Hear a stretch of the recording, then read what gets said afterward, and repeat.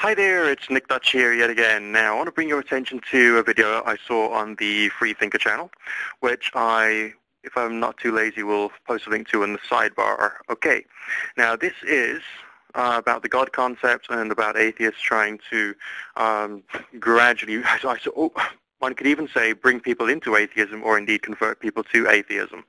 The video has a presupposition that there are 7 key points which essentially gives people the belief in God, as if the belief in God itself is a meta-belief made up of lots of little beliefs, and if sufficient numbers of those little beliefs are attacked, then that will assist the believer in becoming a non-believer or indeed potentially an atheist. Now, I've got some disagreement with some of the points here, and I think the way that I'm going to express it might give you a bit of an inkling as to where I'm coming from and essentially what my ideas and attitude towards the concept of God might actually be.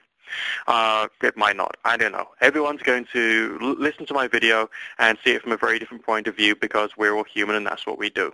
So obviously leave your comments in the comment section and then I will choose to either reply and or not as the case may be, and we can have plenty of understandings and or misunderstandings with the passage of time. Okay, these 7 points. Start with number 1. Logical arguments, as in logical arguments for the existence of God. Are there any? Bottom line, no. Why is that? Because there is not and has never been a full and proper definition of what God is. The only things you've got to go by are, in the case of Christianity, biblical writings, and secondly, mystical writings. Now, when we're looking at the biblical writings, are they useful? No, they're too heavily anthropomorphized to be of any use to anybody. As far as the mystical interpretations, they're full of some great concepts, but essentially most of those will actually provide you with more questions than will actually give you answers. So are there any logical arguments for the existence of God? Well, basically, no, there are not. Now, the second point, other Christians, or we could actually say in this particular case, other theological individuals. Now, from my point of view, I've spent a fair bit of time trying to reach the level of understanding that I've currently got. Some of you might disagree that I've actually got a level of understanding, but of course this is YouTube where people do this art called ownership. And essentially it's up to you to make up your mind. No, I do not trust anyone else to lay down boundaries on my ability to think. Learning how to think and being a theist or atheist or agnostic are basically not at all related. If I was, hypothetically, okay, if I was to become a person who was Christian, just hypothetically, does that mean to say that I have to understand the world in the same way that any other Christian on the face of the planet does? Basically, no. What would it be that would define me as a Christian? Well, basically, it would be me. It wouldn't be anybody else. If another Christian came up to me and told me to do this, that, and the other, believe this, that, and the other way, would I have to do it? Basically, no. All right, because there's nothing which would make me want to follow somebody else's line of reasoning. All right, so can other Christians or other theological people define me and define my point of view? Bottom line, no. Third point, personal relationship with God. What is the personal relationship with God? It's something that you make up. Now, the only thing that I could say the personal relationship of God could possibly be from the point of view of a theist, which I'm not sure if I fit into that category, but never mind, would be through the experience of God. Now, the experience of God can happen through meditation and prayer. That's a fact, all right? Anyone can, with sufficient quantities of meditation and prayer, reach the point whereby they can feel the presence of God around them and experience something which one could say feels like, I know, God, the Holy Spirit, and all the rest of that. And yes, why not? If you can feel it, then talk to it, interact with it, and all the rest of that. However, that is just an experience. So what do experiences of that nature prove? They prove absolutely nothing apart from the fact that you can have an experience.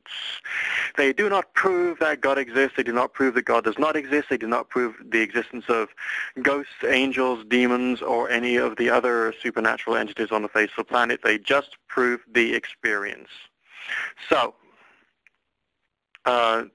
the personal relationship with God or whatever is out of the water, basically. As far as morality is concerned, which was the next point on the septenary that the guy created, different churches have their different interpretations of what morality is.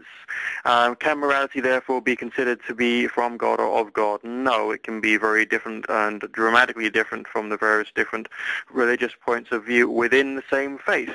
Morality also varies with time, with location, and of course with any other cultural and historical and political changes in the environment. Therefore, morality is thoroughly and completely out of the water. Next point, prayer. This is a difficult one, because does prayer actually mean to say that you actually believe in God when you are doing prayer? No. No, it does not. Prayer is, at its lowest common denominator, merely the order states of consciousness practiced for the Western world. That's all it is. All right? It has its own ritualistic postures. It has some ideas which are done in the meditative state of consciousness of prayer, but that's all it is. Some people do it to a greater degree, some people do it to a lesser degree, but it's just an altered state of consciousness technique, and it can give you the experience of an altered state of consciousness technique. Prayer does not mean the existence of God. Next point, creation. Oh my word. We've got enough natural science, knowledge of evolution, fossils, and all the rest of that to demonstrate that the creation story is a story. Whether it does people any good to believe in creationism, well, that's open to debate.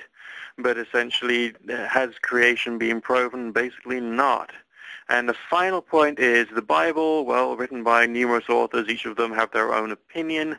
And basically, it's a book of opinions. So essentially, all of these points have basically got issues.